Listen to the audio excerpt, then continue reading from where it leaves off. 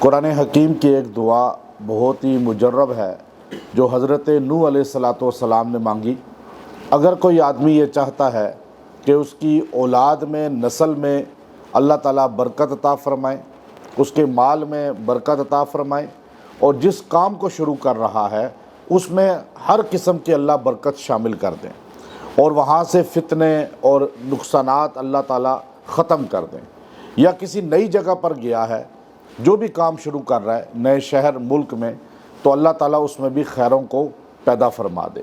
تو یہ دعا جو بندہ پڑھے گا، اللہ تعالیٰ اس کو مال میں بھی برکت دے گا، اولاد میں بھی برکت دے گا، اللہ اس کے کاروبار اور روزی میں، چاہے وہ نوکری کی شکل میں ہے یا کسی بھی شکل میں ہے، برکت عطا فرمائے گا۔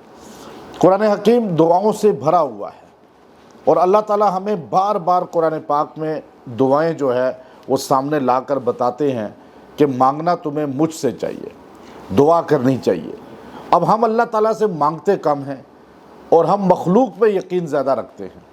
اللہ تعالیٰ نے قرآن پاک میں نبیوں کی دعائیں، پھر نبیوں کے ماننے والوں کی دعاؤں کو بے انتہا اور بے شمار انداز میں بیان فرمایا ہے۔ تو یاد رکھیں، قرآن اور اسلام ہمیں سہولت دیتا ہے، ہمیں مشقت میں نہیں ڈالتا، ہمیں مشقت میں مخلوق ڈالتی ہے، یہ لوگ ڈالتے ہیں، اور زیادہ تر بڑی تعداد بتانے والے جاہل ہوتے ہیں۔ یہ میں آپ کو بڑے دعوے سے بتا رہا ہوں۔ جو اب دیکھیں نا، طبیب کون ہوتا ہے؟ جو اپنے مریض کی کیفیت کو دیکھ کر فیصلہ کرے۔ اب ایک بندہ بیچارہ جو ہے پڑھ ہی نہیں سکتا، اور آپ اسے کہہ رہے ہیں 1.25 لاکھ، تو وہ تو بے ہوش ہی ہو جائے گا، بھاگ جائے گا۔ ہاں، کسی کے اندر ہے اتنا اسٹمنا، تو آپ اسے کہیں آپ اتنا پڑھ لیں۔ اب ہر بندہ معالج، طبیب بہترین وہ ہے جو اپنے پیشنٹ کو دیکھ کر اس کے مطابق فیصلہ کرے۔ یہ نہیں کہ ہر ایک کو ایک ہی لاٹھی سے ہانک لے، اور ایک آدمی کو کہے تم بھی 10,000 پڑھو، تم 20,000 پڑھو، تم 40,000 پڑھو۔ لمبے بتائی جا رہا تھا کہ ان کو پتہ چلے کہ یہ بہت مشکل پڑھائی ہے، تو میں نے اس سے بڑی بڑی پڑھائیاں کی ہیں تاکہ ان کے اوپر میرا رعب قائم ہو۔ تو اس لیے مختصر پڑھیں۔ دعا اتنی مختصر دعا قرآن بتا رہا ہے۔ پیغمبر نوح ہیں، اتنے بڑے سانحے سے بچے ہیں اور لوگوں کو بچایا ہے، اور دعا کتنی چھوٹی کی، ربی انزلنی منزلا مبارکا وانت خیر المنزلین۔ اے اللہ، تو ہمیں برکت کے ساتھ یہاں اتار دے، اور تیرے سے بہترین کون ہے جو احسن طریقے سے بندے کو اتار دے۔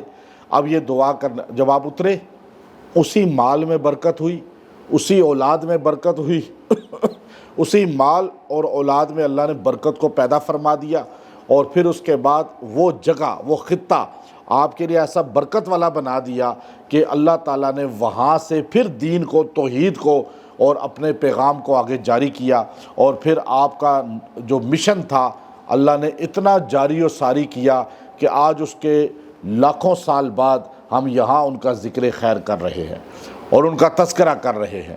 تو یہ دعا آپ پڑھیں، ربی انزل، آیت نمبر 29 سورہ مومنون۔